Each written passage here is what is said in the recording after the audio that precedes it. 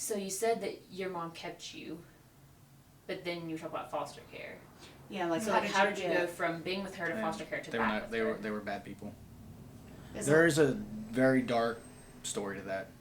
I apparently have another sister who is in Mercer County, but I'd have to get a court order to meet her, and I'm not really entirely sure if it would probably be a good thing. Because as growing up, I understood a story, but now I know more of the story, and looking back, I'm very thankful that, I was kind of brought, my upbringing is not the greatest, but I had no control over that. So I think it was a good experience to go through that, because I guess when I got adopted, I was extremely humble, and I was like extremely happy with the little things in life.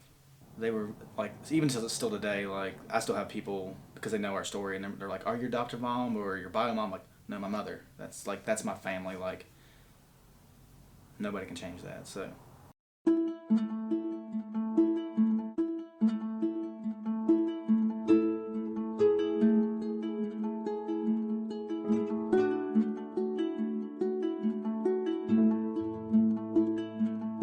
Hello, my name is Roy Beauvais.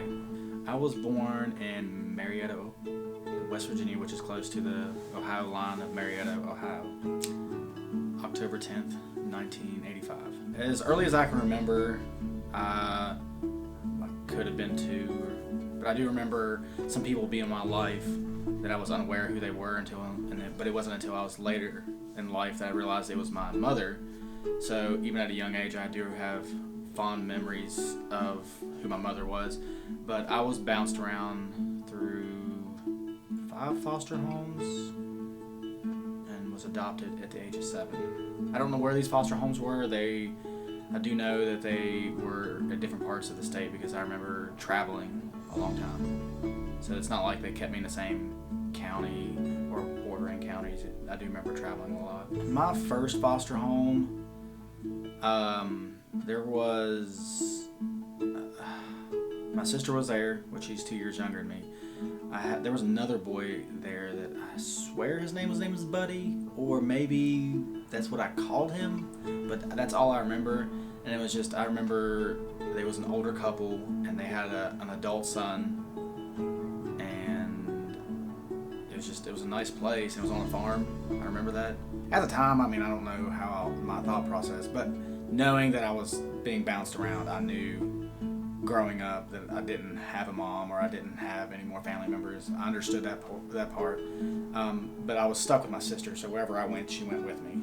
To me, being that little, it's just almost like business. Like I just knew when my time was up, like you could just tell like you're getting ready to move on, and it would happen. Like I would just pack up my things and I would go to a new home. It's weird, like I don't know, being that little. That's just how just my upbringing, whatever. I didn't really have much of an emotional attachment to anybody.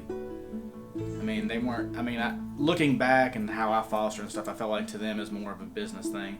It was all about seeking revenue, because they didn't seem to be very kind. I didn't resent it. At that time, I was just small enough that I didn't quite understand. My mother told me that her and my father could not have kids, and they had 2 older siblings, or I had 2 older siblings that were 20 years older than me, that they were adults at that time, and they just felt the need to want to adopt. And how they came about getting me and my sister, I don't know. But with the fostering process or adoption, you still have to. There's a 6-month, like buying a car. You gotta make sure they fit in your family before you can officially adopt. But I remember traveling what seemed like forever across the state of West Virginia for wherever I was at, into Greenbrier County, and going up all those back roads, being car sick, and just showing up. And my dad was raking leaves, and my mom was in the house, and just showing up, and they dropped us off, and my mom had a room ready for me. They're very sweet. Like my mom, she's religious. My father was not,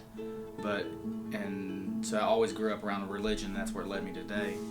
But a story my mom tells me today is when they knew they were fostering to adopt, that they got these rooms set up and they had all these toys, which I don't remember any of this, but she's told me that she had all these toys set out for me, and I went into the rooms and I was like looking around the house, but then instead of playing with the toys, I'd go play with trash. And I don't remember this. this. I have no recollection of this whatsoever. But my mom said it was just really sad to her that I would go do this instead of want to go play with like new toys, which I don't remember. I think when we went there, they knew right out the gate that they were going to adopt us regardless of the time frame. So I kind of knew, like when we showed up there, we just knew this was going to be our forever home, regardless of how many homes I had been through at that point. I grew up thinking I only had a sister, and going through foster care, and that's all I just imagined. I knew I had parents, but they were not in my life at that time.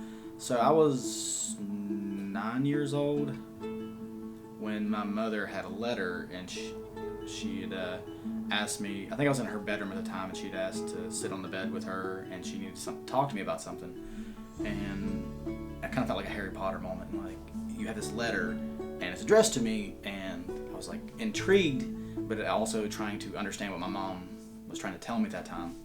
And she was trying to explain to me that someone had wrote me a letter, it was a family member, and it was a brother, and I was like, okay. And then she said twin brother, and at the time, being that little, I didn't quite understand what she meant by that. I just understood the word brother. And I was like, so there's a brother out there potentially.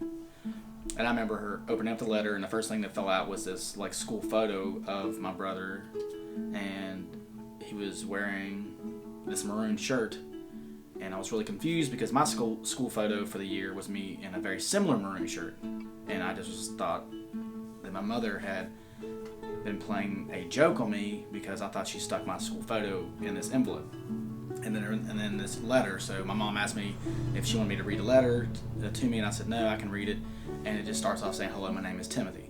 And I'm like, and then he goes through explaining how he enjoyed playing the piano, and he enjoyed playing baseball, and I was playing the piano and playing baseball at the same time. And so when I was reading what his interests were, it was confusing me because those same interests were things I was into. So I never did quite understand that letter, and at the time I don't think I would until I met him. So my mom, after reading the letter, there was a number that was on that letter, and she asked if I would be interested in contacting my brother, and I said I would. So I contacted him. I couldn't tell you what we talked about. I don't remember it, but I know it happened. And that we decided that on our 10th birthday, we would meet in Beckley at Showbiz Pizza. It used to be up where Kroger's is on Harper Road, I think. It's like a knockoff Chuck E. Cheese. So I just remember being excited that day. Like, I think I got up really, really early and could not wait to get to Beckley. It seemed like eons to get there. And when I got there, we had parked and we got out, and I noticed that, there was a couple and they had a son that was with them. And I was like, oh my, this is for real. Like, this is not a joke. Like, I do have a brother. And I remember meeting him at the front door and just staring at him. And then our parents were just discussing how much we looked alike, how we had the same haircut. Like, they just noticed right out the bat that our mannerisms were very similar. And so I just introduced myself. We went inside, and I think we just took off. And it just we never missed a beat. Like, we've always been together. You would have never known anything different. And were just mesmerized by how, even though we were separated, that we were the same person, same mannerisms, that we talked the same. So after me and my brother had met when we were 10 years old, our families agreed that periodically that we would still get to see each other on like holidays, birthdays, during the summer. A couple times during the summer, I would either go over there or go to Oak Hill, and he would come to Otto where I lived, and we'd spend time with one another. So I remember going to my 3rd grade classroom at the time, and I remember during show and tell one day, instead of bringing something to show and tell, I made an announcement that I had a twin brother, and nobody believed me. I said, okay. And that I spoke to my teacher, so the following week, I made arrangements with his family, and so when show and tell happened again on Wednesday, I brought my brother to show and tell. I'm pretty sure I won that show and tell that week. So, needless to say, no one believed me, but when he showed up, they were amazed about how much me and my brother looked alike, and we got to spend half the day together, and went to lunch together, and went to recess together. And throughout school, we stayed in contact with one another. We graduated 2 different years, where I got held back. So he graduated in 2004 from Oak Hill High School, and I graduated in 2005 from Greenbrier East High School. So if we would have graduated the same year, we would have not ever seen each other graduate because Oak Hill and Greenbrier East were on the same schedule at that time. So it was nice. It sucked, growing up and being a year behind my brother and all that. But, once we graduated, I got to go to his graduation and he got to go to mine. And then I joined the military and went off to the military. And when I got back from training and everything, I moved from Greenbrier County to Oak Hill to be with my brother. And still today, we are neighbors. We live across the street from one another and we work at the same place. So in 2013, I decided that I wanted to give back to kids, and I started fostering. These kids, they come from so many different backgrounds, and growing up, possibly not being loved. And I think it's a good thing for them to be fostered, potentially adopted, so they can be loved. I think every child deserves unconditional love from somebody.